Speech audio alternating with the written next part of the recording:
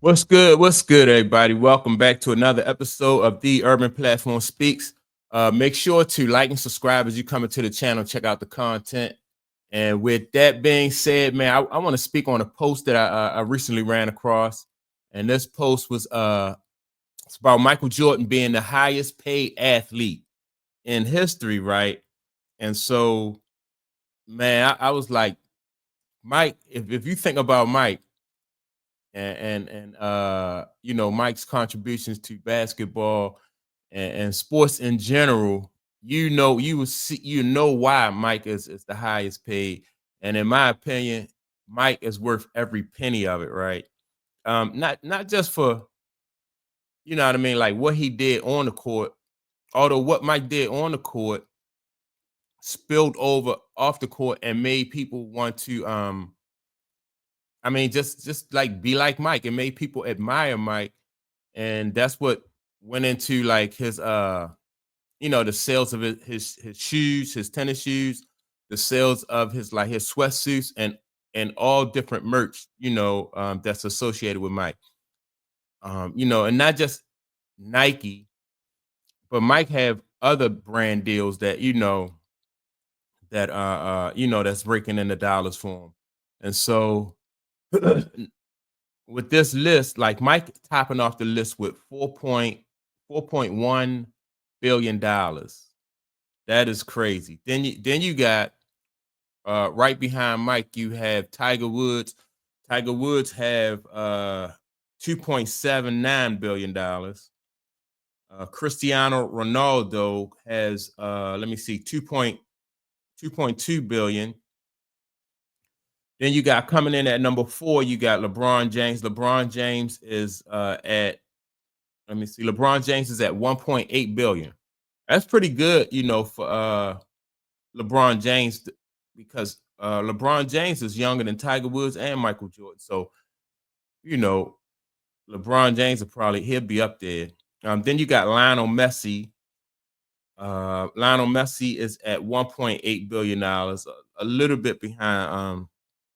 Like I said, he's still behind LeBron James. Arnold Palmer is at $1.8 billion.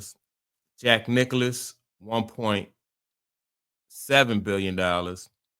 David Beckham, $1.6 billion. Let me see. Roger Federer, $1.6 billion. No, I'm sorry. Roger Federer is $1.5 billion. Then you got number 10, Floyd Money Mayweather. Floyd Money Mayweather is at $1.5 billion, right? But getting back to Mike, you know, like Mike just captivated his sport, and like nobody else captivated his sport. And so you can see why, like if you grew up during when Mike was playing, like in the 80s and the 90s, and all of the and like all of the media and all of the hype and all the attention surrounding Mike, man, it just was I never seen anything like it. The closest thing I've seen to the amount of Mike was like a rock star. The closest I've seen to Mike was like Tiger Woods. Let me see where Tiger Woods is on this list.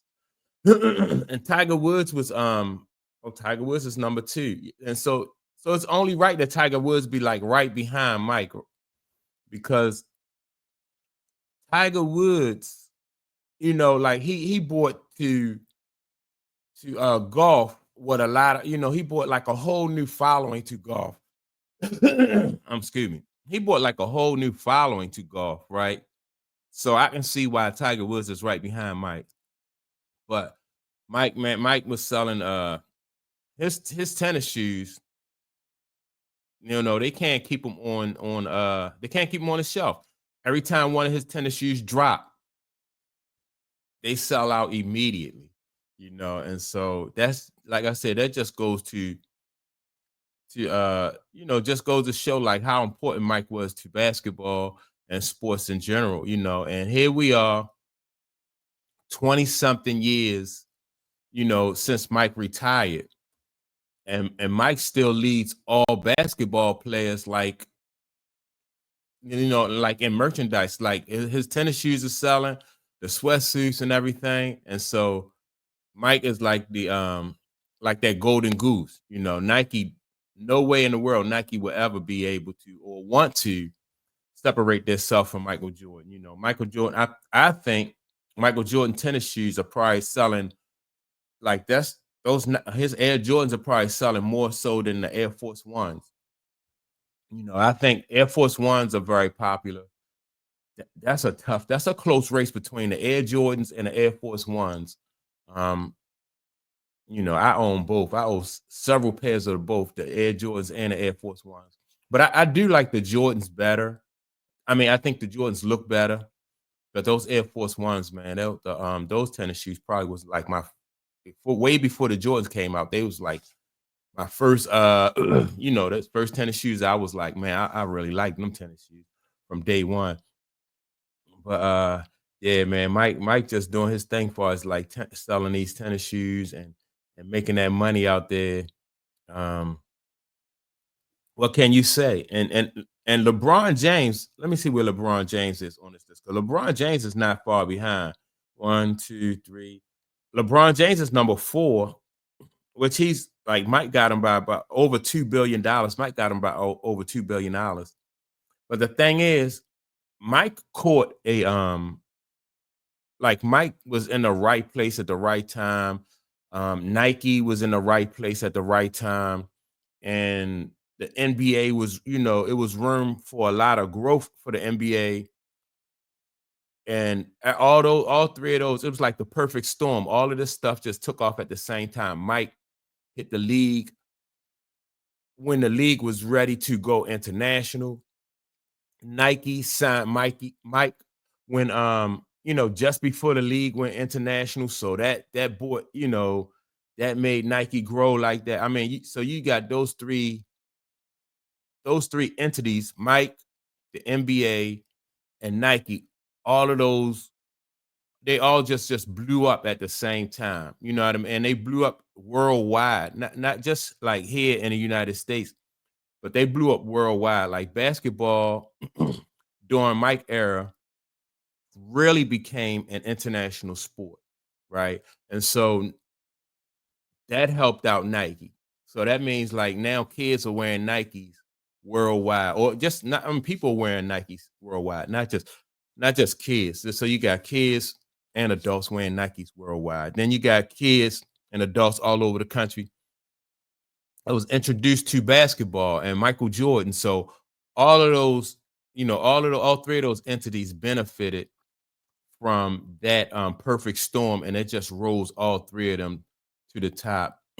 And so I say that to say, like, I don't know what LeBron James would be able to do, or any other basketball player, like what they would be able to do to to grow their brand like that, and because I mean, there's no like no new markets where like for LeBron James as or any other athlete really to tap into, because the sport is already worldwide. And even with golf. Now golf, I don't know, I don't see golf being like an international sport. But then you got here, who else is Roger Federer, he plays tennis. Could there be room for growth in tennis? I think so. Yeah, I think so. What's the David Beckham? David Beckham I'm surprised David Beckham. Soccer is worldwide, and to me, soccer is even bigger than basketball. So I'm surprised David Beckham is not higher up on the list. So because you got David Beckham at number 7 with $1.6 billion, and somebody else, Lionel Messi, right? Lionel Messi, I think he's a soccer player also. I'm familiar with the name, but I'm not sure what sport he. But I'm gonna go out and say I think he plays soccer. Lionel Messi plays soccer, and I'm surprised like these soccer players are not really higher up on the list. Now I know that like soccer merch really don't sell here in the United States as much as it do probably like in other countries where soccer is really big, like probably like in Mexico. a lot of people, you see a lot of Hispanic people and stuff like that. What's just a lot of different countries outside of the United States really play soccer. And to me, soccer seems like it's bigger. So I would think that, like these soccer players would be higher up on the list. But I don't know. Let me see. Cristiano Ronaldo, he number three, so that's not bad. It's just that Mike just uh man, Mike is just I mean, he just caught a perfect storm. That's not all, his doing. It's not all Nike, and that's not all the NBA. I think it's all three of those entities coming together and just growing like that, man. So yeah, man. Here we go with Michael Jordan, 4.15 billion dollars. That's a lot of money. That's a lot of money. Especially for somebody who all he got to do now is just relax, man. Just let the money roll in. He did all his work in the 80s and the 90s. And so now in retirement, this guy is still, leading the pack. So yeah, that's basically all I had for this video. That's all I wanted to say. Make sure to like and subscribe to the channel. Also don't forget to leave a comment. And with that being said, I'll check you all out in the next video. Peace.